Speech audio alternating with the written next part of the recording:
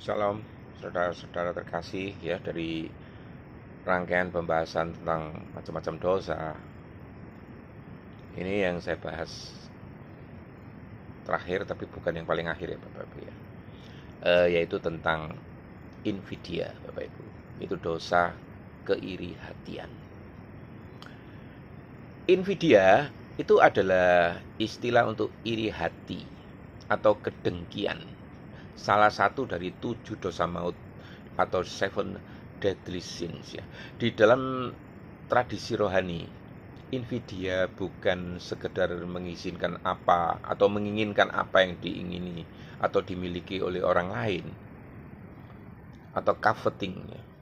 Tapi merasa sedih, sakit hati atau terganggu ketika orang lain itu mendapat kebaikan. Bahkan sampai berharap mereka kehilangan itu. Amsal 14 ayat 30 mengatakan, hati yang tenang menyegarkan tubuh, tetapi iri hati membusukkan tulang, Bapak Ibu. Apa saja bentuk-bentuk dari invidia ini? Ada 3 bentuk utama, Bapak Ibu. Yang pertama adalah iri hati biasa ya. Ingin memiliki apa yang dimiliki orang lain, misalnya rumah, jabatan, pasangan. Yang kedua, dengki, malicious envy ya. Tidak hanya ingin memiliki, tapi juga ingin orang itu kehilangan, Bapak Ibu. Ya. Yang ketiga itu iri hati rohani. Terganggu saat melihat pertumbuhan rohani, pelayanan atau berkat Tuhan atas hidup orang lain. Waduh, celaka ini.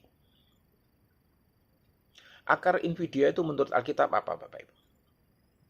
Ketidakpuasan hati bagi yang Tuhan tetapkan. Pengkhotbah 4 ayat 4. Perbandingan pandangan yang terus-menerus. Galatia 5:26. Jadi terus membandingkan diri terus sama orang lain. Kurangnya rasa syukur atas berkat yang dimiliki. Ini. Kesombongan atau superbia yang tidak tahan melihat orang lain di atas kita. Ini ada hubungannya, Bapak Ibu. Semua dosa ini saling terkait ya. Contohnya ya, Kain iri hati kepada Habel hingga membunuhnya. Kejadian 4 ayat 5 sampai 8. Saul iri hati kepada Daud karena lagu pujian rakyat. 1 Samuel 18 sampai 7 sampai 9 ya. Ya, akibat invidia jelas merusak relasi dan persahabatan. Menghilangkan damai sejahtera hati. Mendorong pada dosa lain. Fitnah, kebohongan, penuduhan, bahkan pembunuhan, dan membutakan diri terhadap berkat Tuhan yang Tuhan berikan atas kita. Nah, apa yang bisa mengantisipasi? Apa kebijakan lawannya? Kebijakan yang melawan invidia adalah kasih atau kebajikan cinta, caritas, charity. Ini bersukacita atas keberhasilan orang lain. Roma 12 ayat 15. Mudahkah? Menghargai keunikan dan panggilan hidup masing-masing. Toleransi nih Bapak Ibu. Memilih untuk memberkati daripada bersaing. 1 Korintus 13 ayat 4 mengatakan, kasih itu sabar. Kasih itu murah hati. Ia tidak cemburu.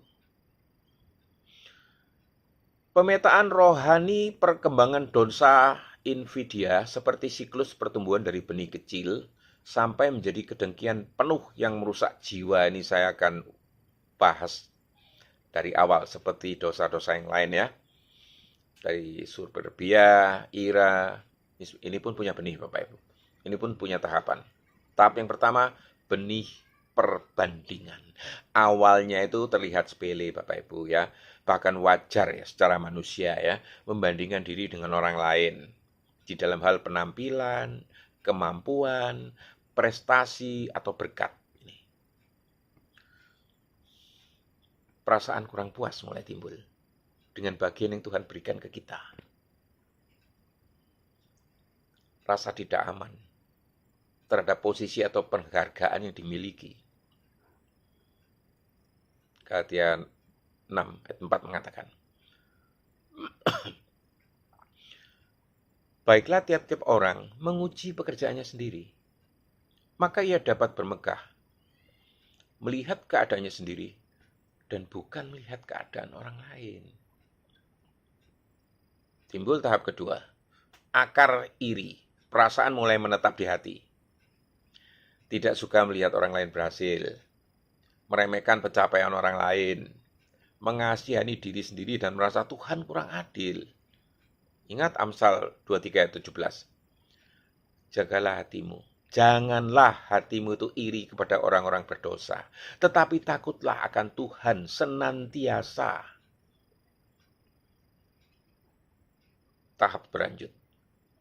Batang kedengkian mulai tumbuh. Invidia mulai membentuk pola pikir, Bapak Ibu. Kegembiraan batin saat orang lain gagal. Schadenfreude. Ya, lihat orang lain gagal, senang. Kemarahan tersembunyi terhadap orang yang mendapat pujian. Namanya iri. Mengkritik atau memfitnah untuk menurunkan citra orang lain. Ini Kisah 7 ayat 9. Karena iri hati, bapak-bapak leluhur menjual Yusuf ke tanah Mesir. Tahap berikutnya mulai akut. Buah invidia, iri hati melahirkan dosa lain, sudah pasti. Semua dosa saling terkait. Pertikaian dan perpecahan terjadi. Yakobus 3 ayat 16. Pengkhianatan dengan menjatuhkan orang lainnya. Contohnya ya saudara-saudara Yusuf yang menjual Yusuf. Ini saudaranya loh padahal. Kebencian mendalam yang memutuskan hubungan antar saudara. Yakobus 3 ayat 16. Sebab di mana ada iri hati dan mementingkan diri sendiri, di situ ada kekacauan dan segala macam perbuatan jahat.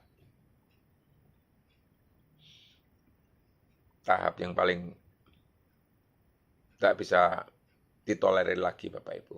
Kematian rohani. Kedengkian dibiarkan berakar diam-diamnya. Ini akibatnya. Menutup hati untuk bersyukur. Memadamkan kasih kepada sesama. Membuat seseorang itu menentang pekerjaan Tuhan hanya karena dilakukan oleh orang lain. Matius 27 ayat 18 mengatakan, ia tahu bahwa mereka telah menyerahkan dia karena dengki. Bagaimana cara memutus dosa invidia atau dosa iri hati ini? Latih rasa syukur setiap hari. Sebutkan, ingat selalu berkat yang sudah dimiliki. Belajarlah bersukacita atau berkeberhasilan atas keberhasilan orang lain. Roma 12 ayat 15. Percayalah bahwa rencana Tuhan itu bagi setiap orang pasti luar biasa, Bapak Ibu. Setiap orang loh, termasuk diri Anda, diri kita, diri saya juga. Yeremia 29 ayat 11. Mengasihi secara aktif. Mendoakan, Bapak Ibu. Mereka yang sering berdoa pasti bisa melenyapkan rasa iri ini, Bapak Ibu. Ya.